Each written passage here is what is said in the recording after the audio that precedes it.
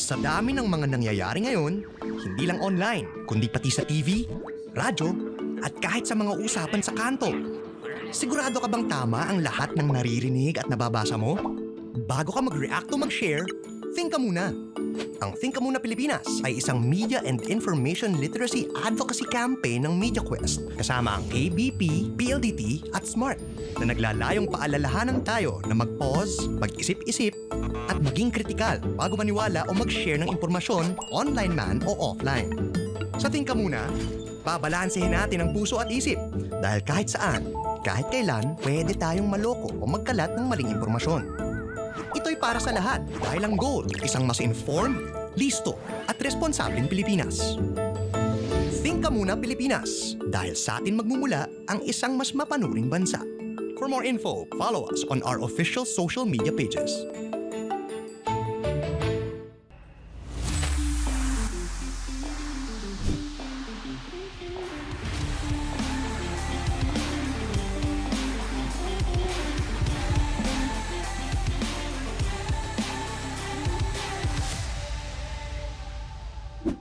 Na-scam ka na ba? O baka may na-share ka na rin na fake news sa social media? My name is Adrian Arneta and this is Unfiltered. O bago tayo mag-post, mag-react, or anong naman gawin nyo sa social media, think ka muna. Kaya speaking of think ka muna, may mga kasama tayong mga nagsasalita dito sa podcast natin. Kasama natin ngayon si Attorney Charles Lejano at Sir Mon Isberto para pag-usapan ang advocacy nito at paano maging mapanuri. Diba? Ang lalim ng word na mapanuri, no, Bigat, sir? no? Ang bigat. Ano ba meaning, sir, ang mapanuri? Sige, ikaw. Kasi mapanuri, ang ibig sabihin lang niyan, common sense. Yung ating abilidad ng mag-isip ng tuwid, ng diretso. In English, critical thinking. Very basic. Actually, madali siyang sabihin. Kagaya ng common sense. Akala natin common. Pero kadalasan, minsan, hindi naman kadalasan, minsan, kailangan mo siyang hagilapin. No? So, Pero hindi lahat ginagamit ang common sense. Kaya minsan nahihirapan tayo sa mga misinformation natin sa social media, right? Kasi madalas nakakalimutan ng tao. Nakakalimutan natin. Yeah. Diba? So speaking of think ka muna, paano po ba ito naging think ka muna? Paano ito nag-start? Okay. Kasi we had about a year ago, we had a conversation with our president, MediaQuest president, Jane Basas. Alright. And she was asking us, can you develop a corporate advocacy for the group, for the MediaQuest group? That was the challenge that she raised with us. So after that, siguro mga 3 galon ng kape. Dami naman ng sir. kape-kape. Usap-usap kami. No, we thought it over, and then after looking at the scene, especially the media and information landscape today, alam mo, napakalaking pagbabago nangyayari ngayon, di ba? Yes. Sa generation ngayon, sobrang ibang-iba na siya. Iba na kayo talaga. Iba na kami. Oo, iba na. Iba ang mga baby boomer, wala pa kaming digital. Pero anyway, so when we're looking at the scene, landscape, ang isang nakita namin talagang pwedeng maging mahusay at magandang at relevant na advocacy ng MediaQuest Group is to promote media and information literacy or to promote critical thinking. Pag gumagamit ka ng media or you're handling information from media. Yun. Just to add to that, no, kasi kami po ay taga MediaQuest. So alam po natin, MediaQuest, nandyan yung Signal, nandyan yung TV5, nandyan yung True FM. So tayo, pinakikinggan ng milyong-milyong mga Pilipino everyday. No? So maliban dun sa impormasyon, maliban dun sa balita, na dinadala natin everyday, maliban sa entertainment, naisip din namin na magandang maging plataforma ito para meron din tayong maibalik. Yes. Meron tayong kakayahang i-improve, yung mga pag-uusap, yung kakayahan ng ating mga kapatid na umintindi at maging mapanuri pagdating sa mga data. Nabanggit ni Sir Mon kanina na last year lang kami nagsimula. That was July 2024. And you know what? Since then, nung nagsimula tayo, ang dami nang naging pagbabago. Parang the AI, the disinformation, Especially katatapos na ng eleksyon natin, di ba? Yes. Naku, nagdagsaan na naman yung mga kung ano-anong nakikita Social media, natin sobrang online. dami, So that's yes. why, going back to the question, mahalagang mahalaga na nandito tong Think Ka Muna, nasimulan na natin. At ito na ngayon yung pamamaraan natin para paalalahanan ang ating mga kapatid na maging mas mapanuri, use their ability to critically analyze the information That they're para, seeing oo, online. kasi ang nangyayari, di ba, Sermon, Adrian, meron tayong mga napag-uusapan na yung gobyerno dapat, yung in charge pagdating sa ganyan. Or pwede rin nating sabihin na yung education system natin dapat ang in charge sa mga ganyang bagay. But for Think Ka Muna, we go to the consumer, we go to the person who is actually analyzing the information. And from that level, dun natin gustong gumawa ng mabuti.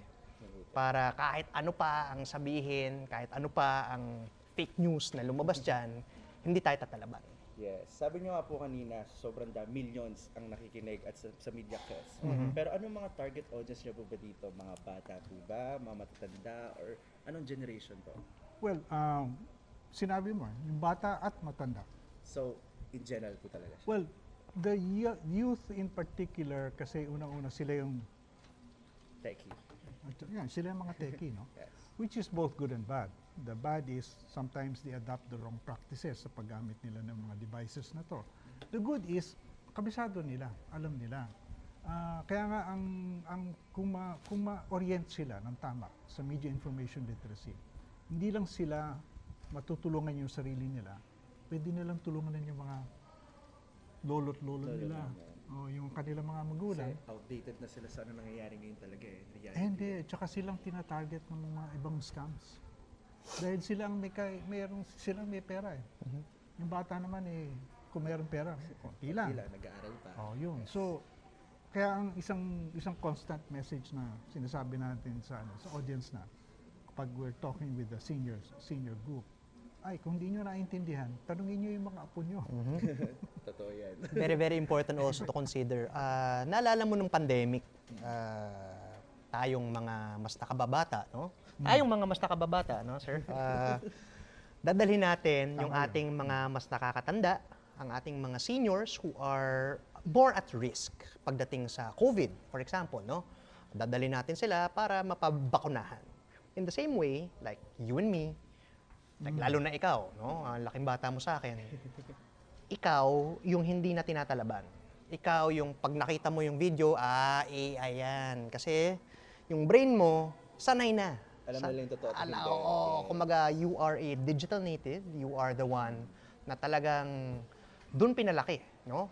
So in the same way, tayong mga advocates, tayo rin ang may kakayahan na dalhin yung ating mga at-risk na sectors, which is yung mga senior citizens, yung mga mommy, daddy natin, yung mga nasa Viber group lagi na walang ginawa kundi sumagap ng fake news, di ba? So at the very least, Educate natin sila. yes, educate natin sila na there is this thing called media and information literacy, there is this thing called Think Ka Muna, para sa gabi, habang nasa hapagkainan, pwede tayong makipagkwentuhan, pwede tayong makipagtulungan dun sa ating mga kasama sa bahay. Sabi, Lalo na ngayon sa politic-related, yes, sobrang dami. think ka muna. Yeah. Think ka muna.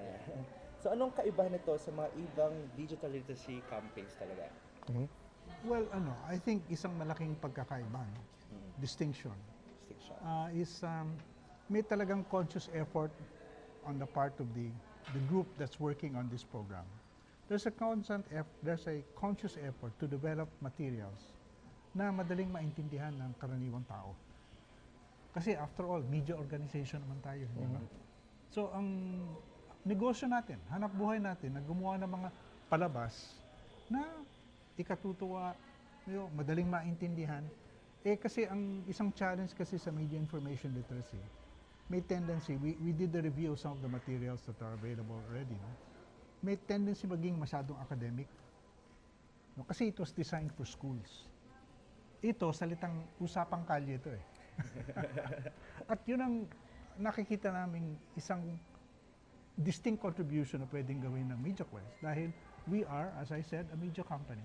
And at the same time, importante yun. And I can explain that later on. But it's important na talaga na yung simpleng messages na malaman ay makaabot sa mas maraming tao. Mm-mm. Kasi there's things called na disinformation and misinformation, di ba? So yung disinformation, yung parang hindi talaga sila informed what's really happening. Ang misinformation, pag may nabasa ka o may nagsabi sa'yo na maling or fake news, gano'n. Hindi. Ang pagkakaiba niyan, Aaron, is ang misinformation is yung maling impormasyon na kinakalat ng mga tao na hindi nila alam na mali.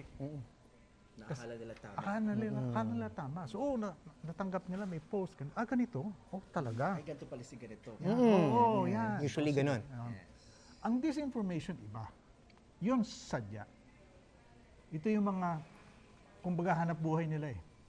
Na gumagawa sila talaga ng mga materyales na talagang Para sirain, parang ganyan. yung Or paninira, panluloko, pagloloko. yung kung sa politika, guguluhin mo yung kwento. Diba? Nasa kanila, trolls. Yun, Correct. trolls na yun. Nadali mo. Yun ang disinformation. Yan ang disinformation. So, question lang po, attorney.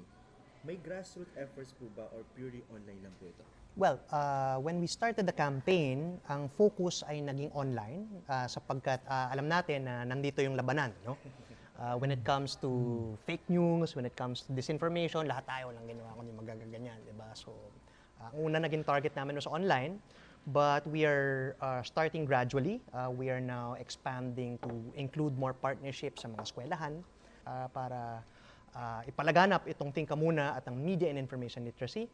So maliban sa mga eskwelahan, we're also working towards reaching out to the business sector sapagkat talagang pinaniniwalaan namin ni Sir Mon that itong Tingka Muna ay para sa ating lahat, para sa ikabubuti ng bawat kumpanya, bawat eskwelahan, along the lines of yung mga sustainable development goals na we can discuss later on. No? Pero yes, there are definitely grassroots efforts and maliban po dito, we are also partnering with Alagang Kapatid Foundation para ma-address din po yung needs ng ating mga kapatid in the disaster-prone areas.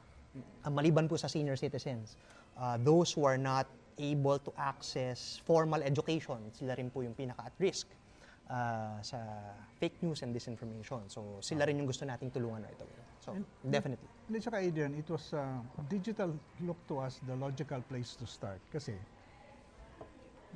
nandito ang labanan eh. No? How many hours do Filipinos spend on their phones? Sige nga. So, Gagawa screen nga time ako. usually, personally sa akin po, 13 to 15 hours every day. Grabe ka naman. As a content creator, Okay. Ano siya? Dala ng pangangailangan talaga. Okay, content creator, ganyan karami. Pero ordinaryong tao, mahina ang 4, 5, 6 hours. Isipin mo yan ganyan katagal. Si Adrian, tulog lang ang pahinga. tulog lang pahinga at kain. So we thought that it was a logical place to start. But like I said, start, no? Yeah. Hindi lang pwede hanggang doon lang. Pero yun ang nakikita naming logical place para makaabot ka kaagad ng audience at maka-gain ng experience. Paano ba natin gagawing mas madaling maintindihan yung mensahe?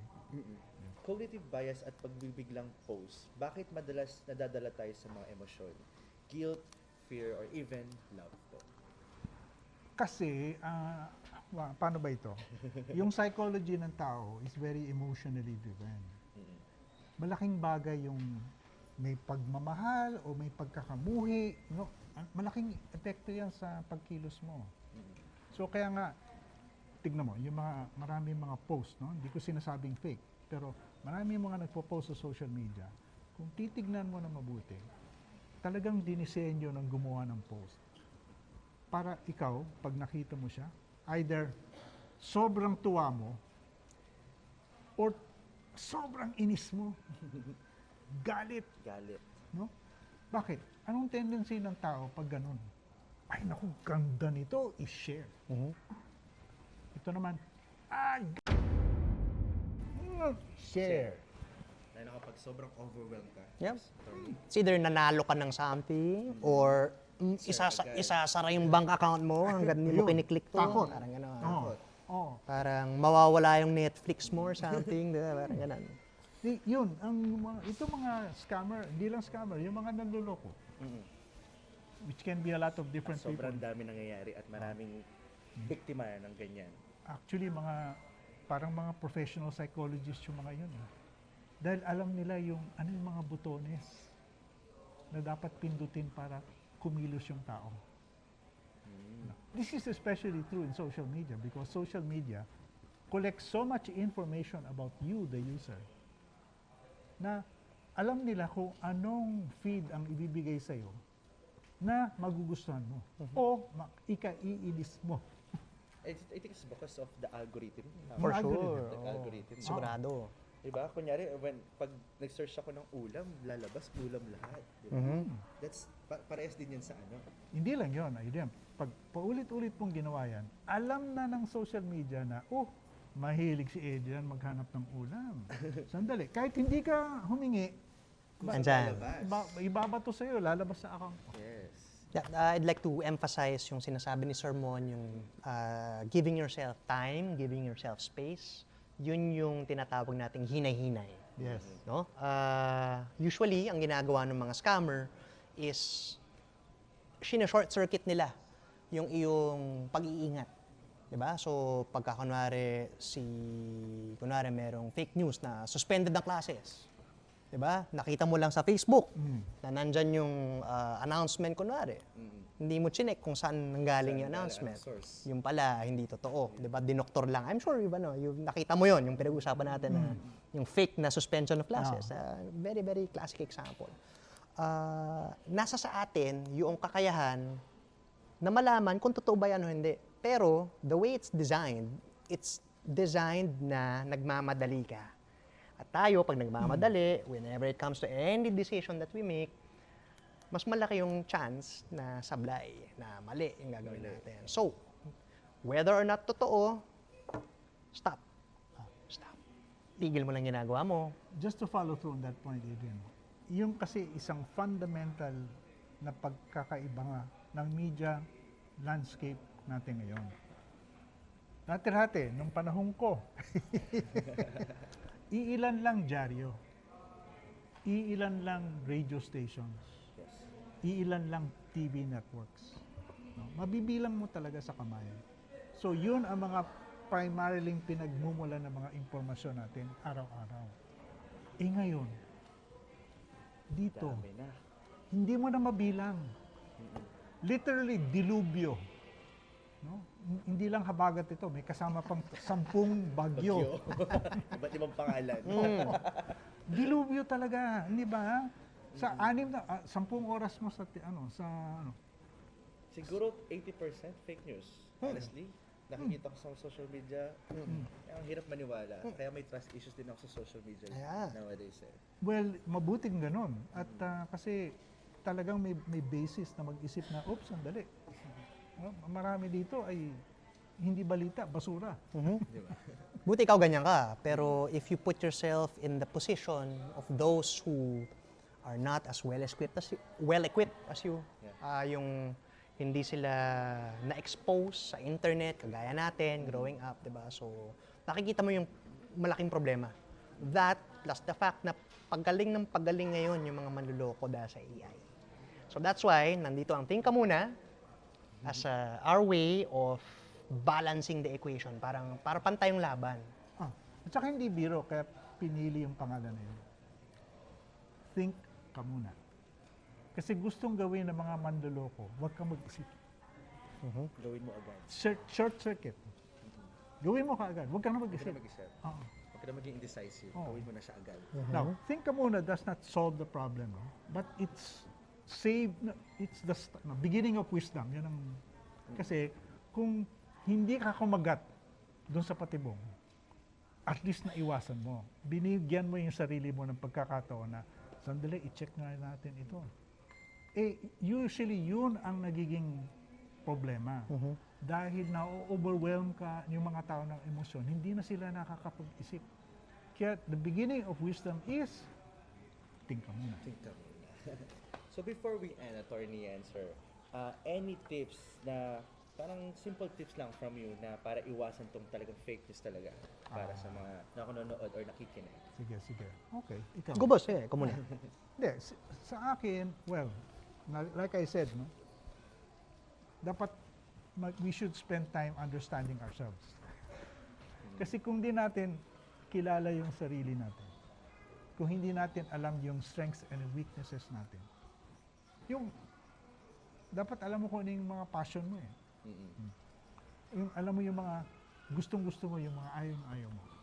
Okay, so yan, that's one side.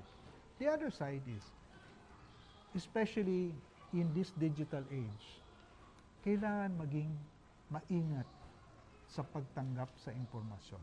Yes. Basic lang, ingat lang. Makakita ka ng mga malaking balita, huwag ka kaagad maniwala. Lalo na kung sensational, no? Here is this person saying this thing. Naku, Diyos ko. Sasabihin ba Hindi naman niya? talaga sinabi. Oh, Diba? hindi, tsaka yung taong bang yun is the type na magsasabi nun.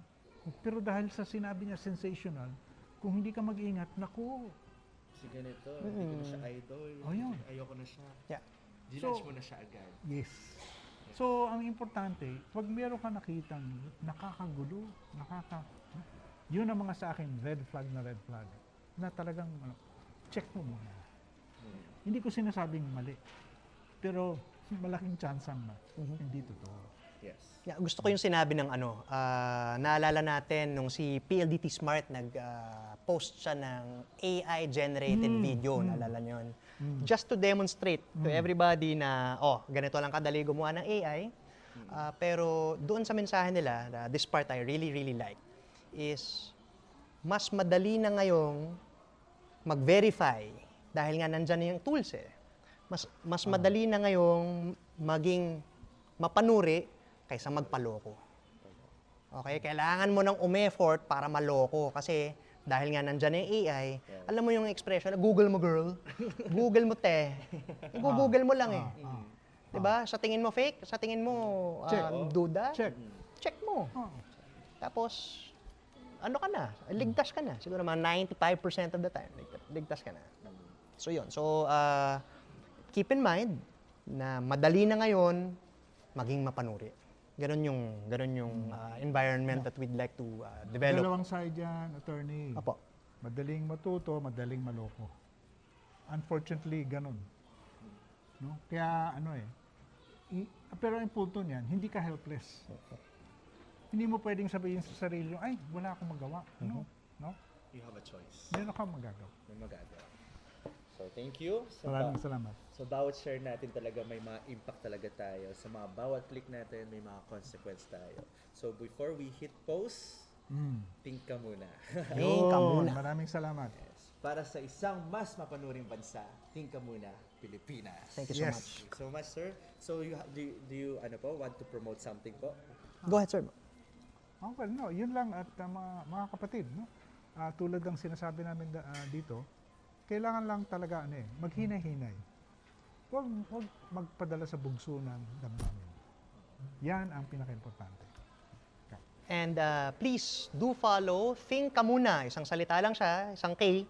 Think Ka Muna on our social media pages. No? So, Facebook. Sa Facebook mainly. At saka TikTok. TikTok. Yeah. So makikita niyo po doon yung mga materyales, yung aming mga little bits of information and tips that we're sharing with our audience. And, Doon nyo makikita, Adrian. Halimbawa, mga kapatid, gusto mo malaman kung ano yung mga biases nyo? Yan. Nakapost na yon na iba't ibang klaseng bias na karaniwan sa tao. Kung gusto nyo malaman yon, and I suggest you do, please take a look. Nandun po yan sa aming social media pages. Follow the Think page. Ka Muna, Pilipinas. Think Ka Muna, Pilipinas. Thank you. Maraming sir. salamat. Thank you, attorney. Salamat. Thank you po. Thank you. Maraming salamat. Thank you for your time. Thank you, Thank Adrian. you po. Thank you po. Salamat. Ko, personally, no, gawa ng, okay naman tayo pagdating sa love. No? Hindi tayo usually masascam. Wag puro. Teka, kailangan ko ano eh. Tumayo ka. Kailangan ko i-demo na maayos. Saktong-sakto. Wag puro puso. Baliktad. Isip-isip din. Mag-ingat din kasi baka pag kinlik mo yung link, pwedeng magpadala sila ng malware program malware. na papasok sa cellphone mo. Sa phone niyo. At yun ang magbabantay at magnanakaw ng impormasyon mo.